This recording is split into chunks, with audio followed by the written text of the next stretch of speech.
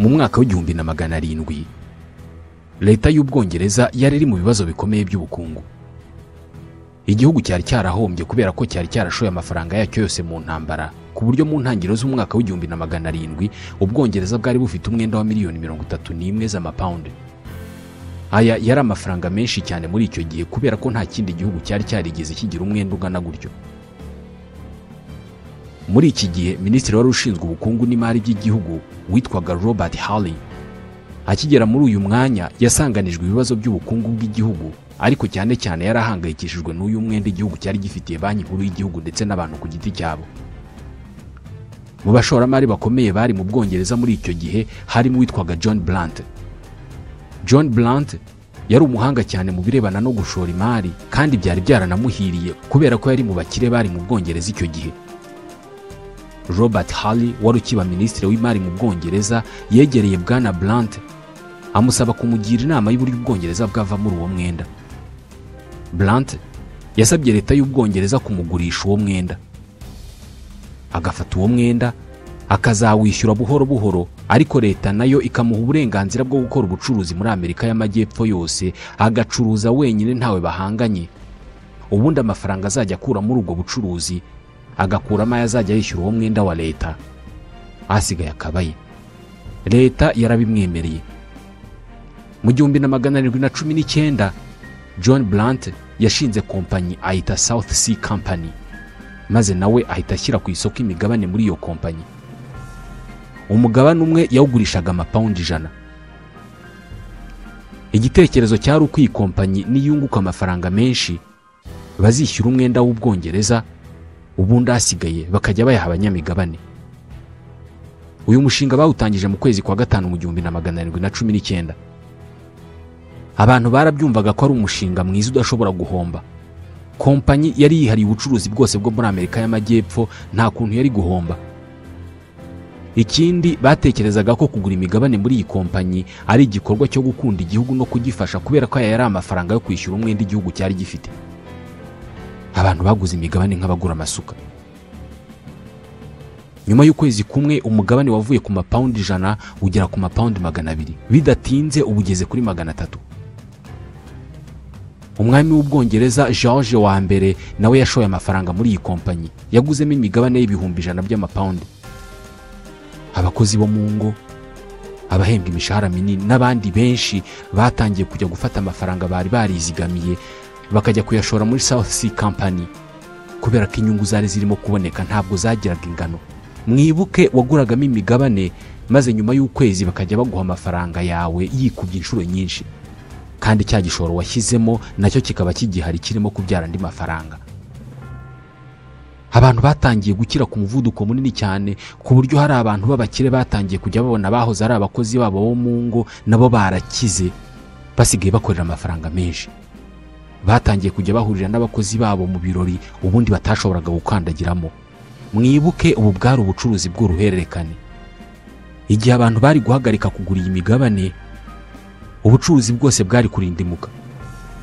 Bwana John Blunt watangije ubucuruzi yasabwaga guhora ashishikariza abantu kugura, anashyiraho icyo wagereranya n'agahimbaza musiki kugira ngo abantu bakomeze bashore amafaranga yabo bagura imigabane muri iyi kompanyi. John Blunt yari afite ubwoba ko abantu bazagera igihe bagahagarika gushora amafaranga yabo muri iki kintu. Mu kwezi kwa 9 mu 1720 igihe cy'ubwoba yari afite cyarageze. Abantu batangira guhagarika gushora amafaranga yabo muri ubu bucuruzi, maze amafaranga iyi kompanyi yinjiza agatangira kumanuka ku muvuduko n'ubundi yazamutseho.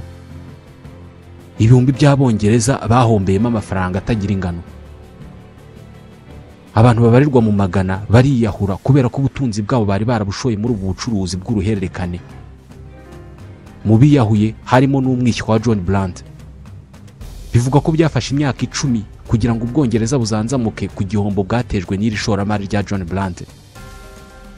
Hari abantu benshi bazwi mu Bwongereza bari barashoye amafaranga yabo muri ubu bucuruzi, barimo abanditsi, abubatsi bakomeye, abanyapolitike n'abandi. Mu bantu bazwi bari barashoye amafaranga muri ibi bintu nta wari uzwi kurusha Isaac Newton, umwe mu bahanga isi yagize. Yavumbuye byinshi ku mibumbe mu isanzure. rukuruzi y'isi, teori nyinshi mu mibare, ubutabire n'ubugenge. Yubatse umusingi ukomeye kuri siyansi tubeshejeho uyu munsi. Ubu bucuruzi bugitangira, Newton yafashe amafaranga ye yari yarizigamiye amapawundi 7,000 yose uko yakabaye ayashoramo. Nk'umuntu w'umuhanga yarabibonaga ko ari business itazahomba. Mu gihe gito amafaranga yari yashoyemo yikubye kabiri, bidatinze yikuba gatatu, agera ku bihumbi hafi 20 by'amapawundi. Nk'umuntu w'umuhanga nanone yabonaga ko ari ubwoko bw'ubucuruzi butazaramba. Yabonaga ko ari ikintu kirimo kuzamuka ku muvuduko munini cyane, amafaranga akabona mu buryo bworoshye gutyo, akabona ko ari ikintu gishobora kuzamanuka kuri uwo muvuduko.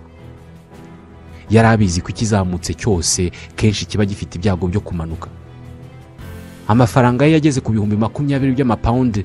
Bwana Newton arayabikuza uko yakabaye, arayabika. Cyari icyemezo cy'umuntu w'umuhanga koko. Gusa mu mpera z'umwaka w'1720 Blunt yakomeje gukora ubukangurambaga ndetse ashyiramo uduhimbaza musiki twinshi. Ubucuruzi butangira kongera kuzamuka. Abantu batangira kongera gushoramo imari, kandi hari abandi bari barashoye amafaranga menshi arenze 20,000 ya Newton. Newton akibibona akeka ko ubucuruzi burimo kongera kuzanzamuka, maze afata bya 20,000 byari yarabikuje, arongera bisubiza muri ubu bucuruzi. Akiyasubizamo, ubucuruzi bwahise burindimuka, amafaranga ye yose arayahomba. Umwe mu bahanga babayeho kuri iyi si, ku myaka 70 y'amavuko, asubira hafi kuba umukene. Nyamara mbere yari yakoze amahitamo meza. Hashize amezi make ibi bibayeho, Isaac Newton yavuze ijambo n'uyu munsi abantu bagikoresha mu biganiro byabo iyo bashaka kuvuga ku bantu. Nshobora kubara umuvuduko w'ibintu byinshi biri mu isanzure, ariko sinshobora gusobanukirwa ubusazi bw'abantu. Ndabasuhuje, nitwa Ismael Mwanafunzi. Nguyu umuntu washoboraga kubara amategeko agenga rukuruzi y'isi, umuvuduko imibumbi izengurukaho mu isanzure, ariko bigeze kuri ubwe, bigeze kubimureba n'amategeko agenga imyitwarire n'imibereho y'abantu biramunanira. Yananiwe gusobanukirwa inzira binyuramo kugira ngo abantu bitware uko bitwara, cyane cyane iyo bigeze ku marangamutima. Uyu munsi hashize imyaka irenga 300 ibi ngibi bibayeho. Handitswe ibitabo byinshi ku myitwarire n'imiterere y'abantu. Abanditse ku bumenyamuntu banditse amahame n'amategeko agenga imiterere n'imyitwarire y'abantu. Muri bo harimo Robert Greene, umwanditsi w'umunyamerika wamenyekanye cyane mu kwandika ibitabo bivuga ku myitwarire y'abantu. Mu 2018 yanditse icyitwa The Laws of Human Nature, amategeko ya kamere k'umuntu cyangwa se imiterere y'umuntu. Muri iki gitabo avugamo impamvu twitwara nk'uko twitwara. Kubera iki intiti nka Isaac Newton ashobora kuganzwa n'amarangamutima, agahombera amafaranga ye mu kintu n'umuntu utazi ko mu isanzure hari indi mibumbe ashobora kubona mu buryo bworoshye. Tubahaye ikaze muri iki kiganiro.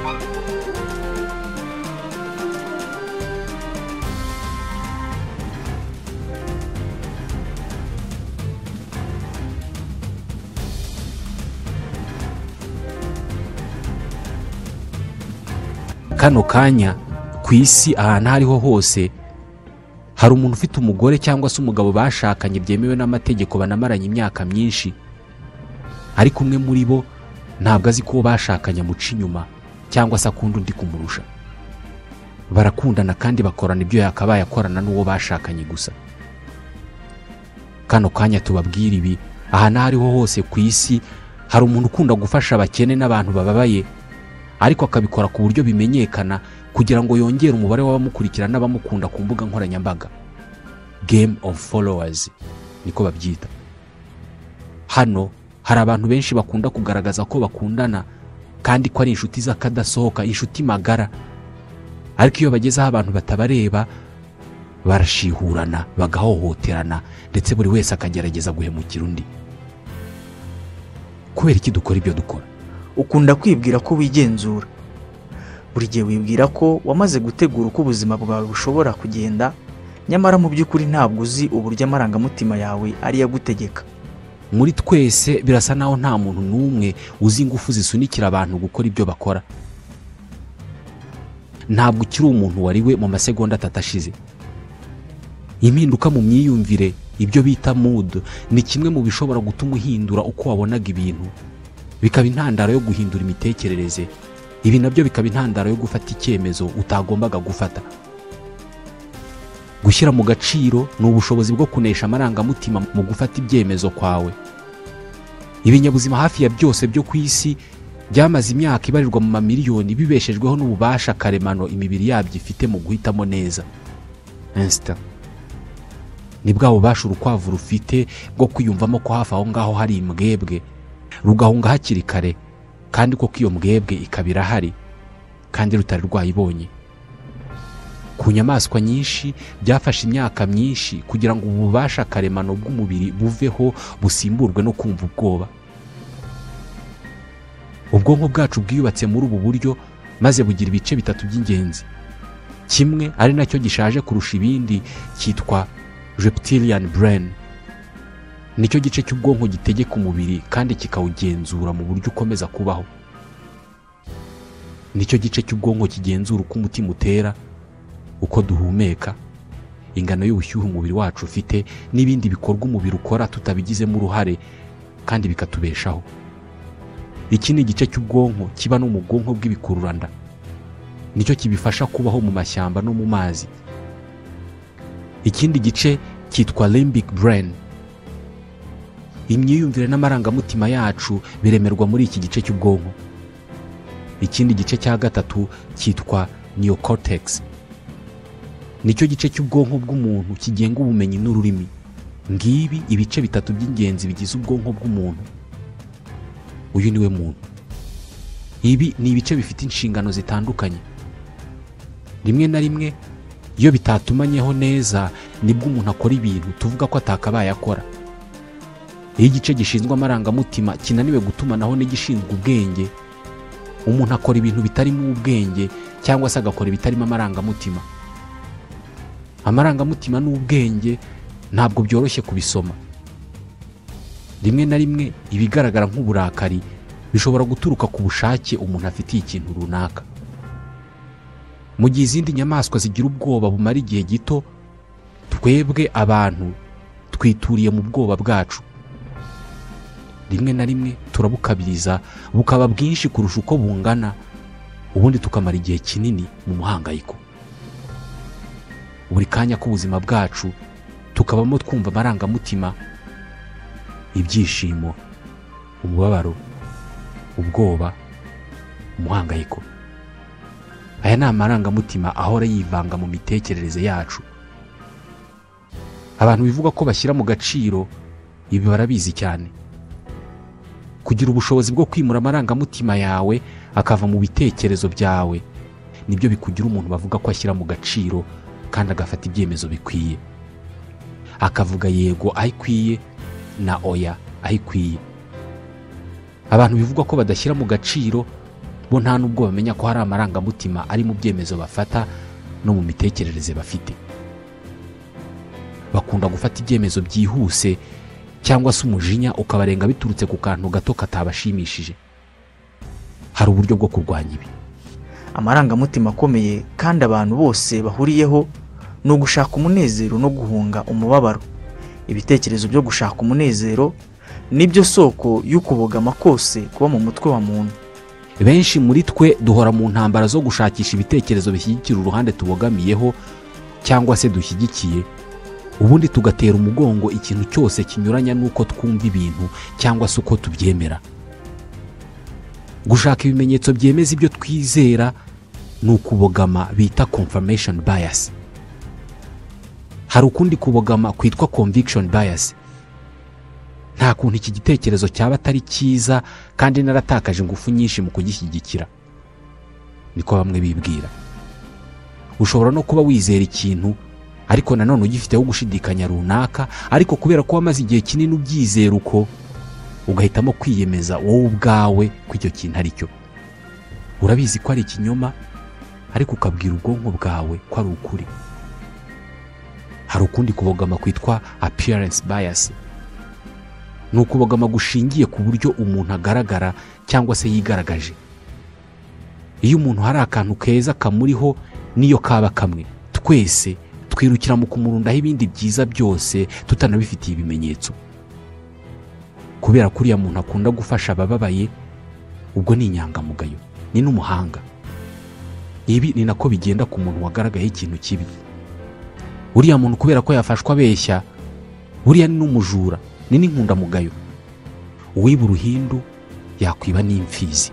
Iri naryo ni ibogama twese duhuriyeho. Ukundi kubogama twese tugira kwitwa group bias, ikigare. Dukunda kandi tukumva turuhuwe no kubona abantu batekereza cyangwa se babona ibintu kimwe natwe. Guhabwa akato cyangwa se gukurwa mu bandi twese bidutera agahinda katagira ingano. Gutekerereza mu kigare ni igihe abantu bafashe igitekerezo kimwe bakacyemera kubera ko gituma biyumva neza, kikanatuma buri wese yiyumva nk'ufite aho abarizwa muri icyo kigare. Ukundi kubogama abantu tugira turi benshi kwitwa blame bias. Iyo hagize ikosa cyangwa se ikintu kibi kibaho, igisubizo cyihuta kuri benshi ni ugushinja abandi, kwihutira gushaka nyirabayazana. Uyu munsi buri kintu cyose kiba ku isi gifite nyirabayazana. N'imvura yabaye nyinshi cyangwa se nke ibifite nyirabayazana. Kera hari abo bajyaga bica cyangwa se bakabaroha bavuga ko hari ibyo bakoze byabujije imvura kugwa. Kuba yaratwaye inda atarashyingiwe nibyo byatumye imvura itagwa. Birababaza kwireba mu ndorerwamo ukemera ko wakoze ikosa. Uku ni ukubogama gushingiye kuri nyirabayazana, the blame bias. Ukundi kubogama kwitwa superiority bias. Twese dukunda kwiyumva nk'abantu beza, bashyira mu gaciro kandi bakwiye gukundwa. Gusa ibi ntabwo ari ukuri, kubera ko iyo biza kuba ukuri, isi iba ifite amahoro, kandi twese turabizi ko atari ko bimeze. Zimwe mu mpamvu zisunikira umuntu mu kurengwa n'amarangamutima akaba yanafata ibyemezo bihubukiwe cyangwa se bitarimo gushyira mu gaciro, zishobora kuva ku byabaye ku muntu akiri muto, kugira inyungu nyinshi zitunguranye nko gutsindira amafaranga menshi icyarimwe mu mikino y'amahirwe, cyangwa se guhomba ibyo wari utunze byose mu gihe gito, bikiyongeraho no kuba wabura umuntu wakundaga. Buri gihe iyo hagize ikintu kitubaho kiduhangayikishije, kiduteye impungenge cyangwa se kiduteye ubwoba, ubwonko bwacu buhita busubira kumera nk'uko bwitwaraga ku bantu ba kera cyane tukiba mu mashyamba dutunzwe no guhiga. Ni ukuvuga ko buri wese muri twebwe, yaba umutagatifu cyangwa se umuterabwoba, yifitemo indi myitwarire nawe atazi ko afite, ariko ni imyitwarire nk'izindi nyamaswa zose zo mu ishyamba. Imyitwarire y'ubuhigi n'ubwicanyi. Umuntu uko yaba yitonda kose, hari ikintu gishobora kumubaho kigakangura umurwanyi umurimo, ukabona wa muntu yabishe. Niyo mpamvu abasirikare iyo barimo gufata amasomo ya gisirikare babigisha basa n'abakankamira, basa n'abasakuza cyane. Baba bashaka gukangura umurwanyi uri muri uwo musirikare kugira ngo uwo musirikare atangire kwiyumva nk'uko aziyumva igihe azaba ari ku rugamba, ahangayitse, afite ubwoba, umujinya n'impungenge. Aha naho ibikorwa byose uyu muntu akora biba bigengwa n'amarangamutima. Ikindi gishobora gutuma amarangamutima y'umuntu yigarurira ibitekerezo n'ibyemezo bye byose ni ikigare. Umuntu wari usanzwe azwiho ubushishozi no gushyira mu gaciro, rimwe ushobora kumubona arimo kwitwara mu buryo budasanzwe bushingiye ku marangamutima igihe ari mu kigare cy'abandi. Twese tuzi abantu bigeze kunywa ku nzoga rimwe cyangwa se kabiri, ubundi basanzwe batanywa, ariko kubera ko bari kumwe n'abandi bagasomaho. Kugendera mu kigare bisunikira abantu mu marangamutima akabije bikunze no kubaho mu madini, mu mashyaka ya politike, mu myidagaduro. Muri iki gitabo kivuga ku myitwarire n'imiterere y'abantu kandi, Bwana Robert Greene anavuga ku kwikunda gukabije, narcissisme. Narcissisme ni imyitwarire y'umuntu wikunda bikabije, akumva ko ari we muntu mwiza kurusha abandi, uzi ubwenge kurusha abandi, ibitekerezo bye nta cyabiruta, imyambaro yambara niyo myiza kurusha indi yose ibaho. Akumva ko ibyiza byose ari we ubifite kandi ko ari we bigenewe. Twese turikunda. Itandukaniro riri ku kigero buri wese yikundaho. Abantu ni inyamaswa zizi kubana. Kuva ku isegonda rya mbere tukigera ku isi tuba dushaka ko batwitaho. Tuvuka turira, kugeza igihe umuntu aziye kutwitaho. Abantu bafite ubushobozi bwo gukora icyo ari cyo cyose kugira ngo bitabweho. Usibye ko uyu munsi dushyira ku mbuga nkoranyambaga ibishoboka byose kugira ngo batwiteho, ariko no mu buryo karemano abantu bakora ibindi bikorwa kugira ngo abandi babiteho, birimo ibyaha, kugerageza kwiyahura, gukwirakwiza ibihuha n'ibindi byinshi. Wowe rero uherereye he ku rwego rwo kwikunda? Hari abitwa deep narcissist, abantu bikunda bikabije. Niba uri muri iki cyiciro cy'abikunda, utekereza ko ibyawe ari byo byiza kurusha iby'abandi bose babaho, kandi urwaye indwara yo kwihorera. Urababara cyane iyo ikiganiro abantu barimo kugirana kitavuga kuri wowe.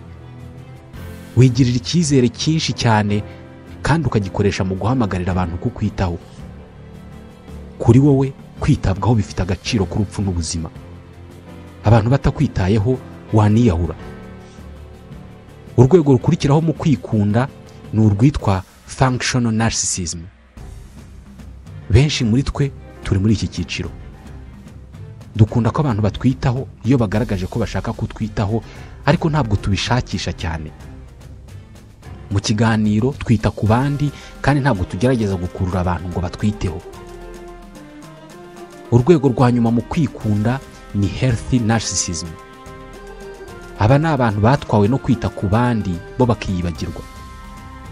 Niba ugiye kurara mu nzu idafunze, arakura urugi rwiwe arukuzanire, aba ari urara mu nzu idakinze.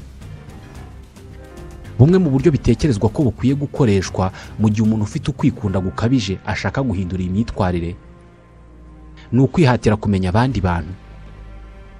Uriya muntu ntabwo mukunda, ngomba gushaka uko namumenya biruseho. Ni Abraham Lincoln wavuze ibi. Kuri benshi, iyo tudakunze umuntu biba ari impamvu ihagije yo kutagira icyo wongera guhuriramo nawe. Nyamara iyo ushaka kugabanya ukwikunda, kudakunda uwo muntu biba bikwiye kuba impamvu ihagije yo gushaka uko wamenya uwo muntu neza, kubera ko wasanga hari byinshi muhuriyeho.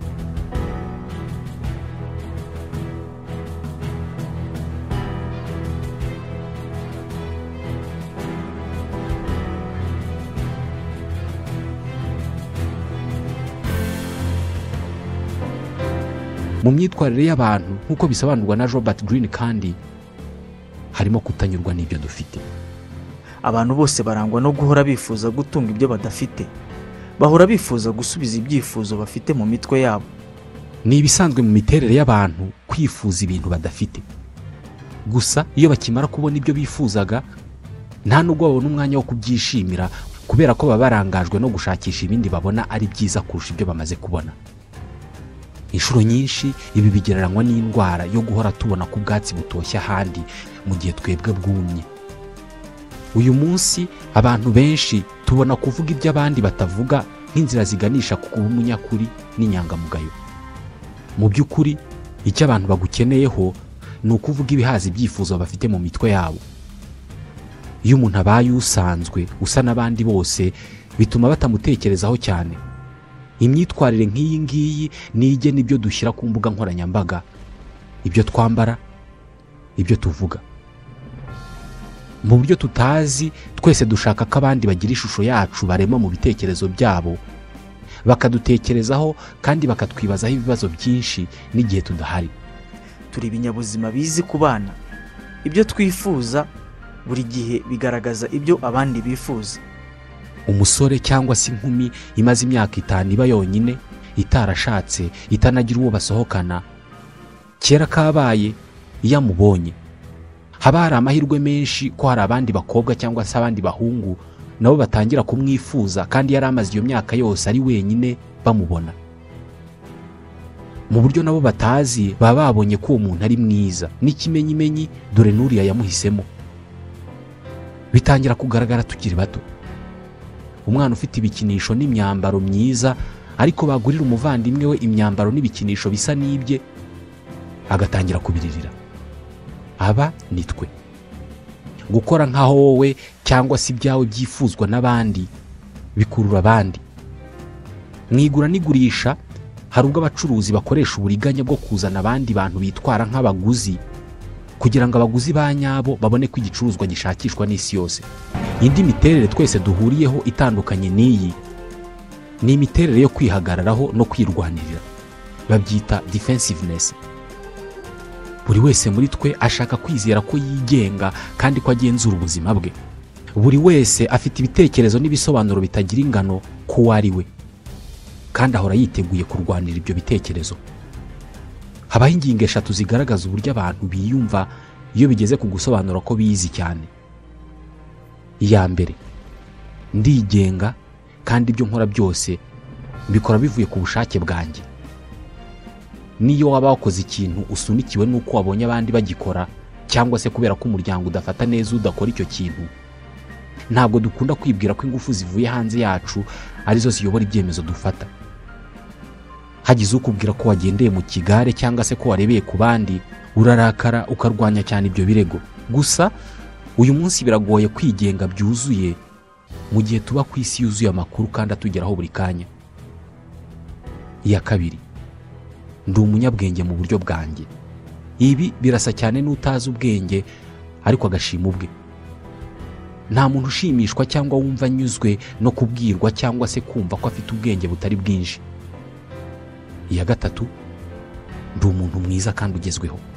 Twese dushaka kwizera ko turi abantu beza kandi ibyo dushyigikiye n'ibyo turwanira bikwiye gushyigikirwa na buri wese. Izi ni ingingo eshatu zigaragaza uburyo abantu biyumva iyo bivugaho cyangwa iyo bisobanura. Mu rwego rwo kwimakaza imibanire myiza, abantu bagirwa inama yo kudakora ikintu gituma imwe muri izi ngingo ibyuka mu muntu uwo ari we wese. Kimwe mu birango bikomeye by'imibereho n'imiterere y'abantu ni imyitwarire yabo. Ushobora kuba utazi umumaro w'imyitwarire yawe, ariko nibura ukwiye kwizera ububasha imyitwarire yawe ifite mu kugena uko ubaho.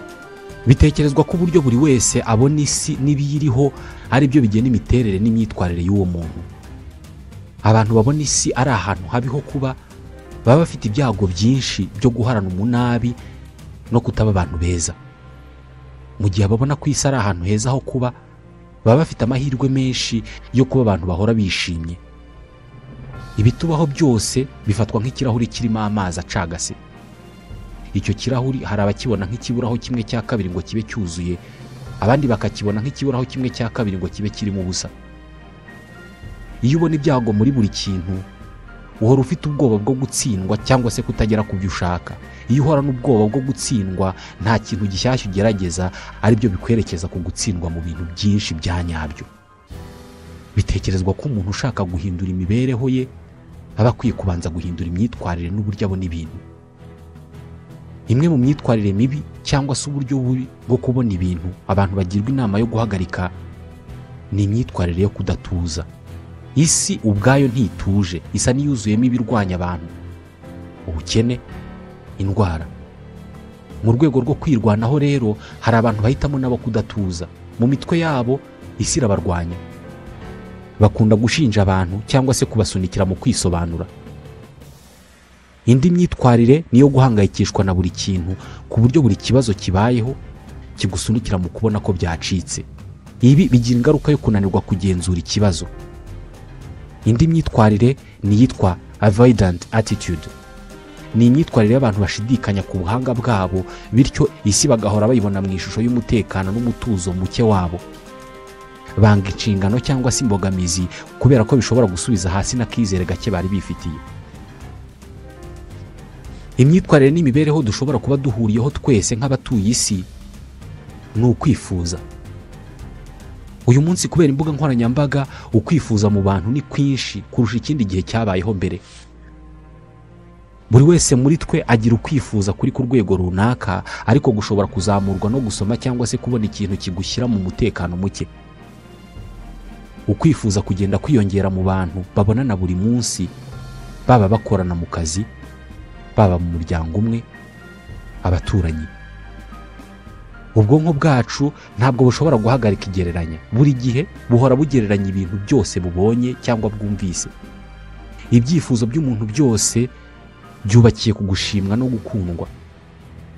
Bivuga ko umuti wa mbere wo kwifuza cyane ari ugushimira.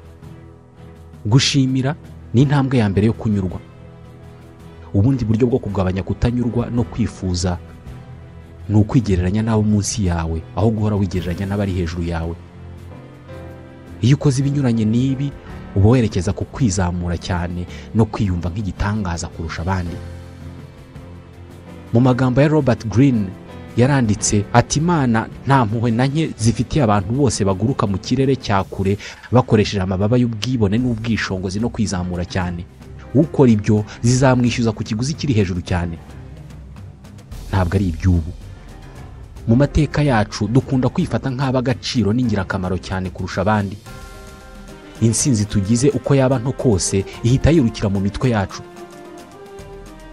Dutangira kumva ko turuta abandi, tugatumbagiza ikigero cy'ibyo twagezeho kandi tukavuga ko ari twebwe ubwacu, twebwe twenyine twabigezeho ntawe bidufashijemo. Uyu munsi ukwibona muri ubu buryo kuri hejuru kurusha ikindi gihe cyose cyabayeho, kubera ko uburyo bwo kurera no kwita ku bana no kubatetesha uyu munsi buri hejuru cyane kurusha ikindi gihe. Umubare munini w'abantu ntibacyubaha abayobozi cyangwa bafite ibyo babarusha. Ikindi kizamura ibi ni imbuga nkoranyambaga zitumbagiza ukwizamura no kwikuza kw'abantu muri byose, biturutse ku kwibona ufite abantu ibihumbi bagukurikira, bigahita bikwirukira mu mutwe bikubwira ko abantu bagukunda, bakunda ibyo ukora kandi ko batashobora gukora ibyo ushoboye. Hari amahame menshi n'ibitekerezo bigaragaza imiterere yacu abantu nk'inyoko. Biri muri iki gitabo The Laws of Human Nature cya Robert Greene. Uyu munsi tubisubikiye aha. Naho ubutaha.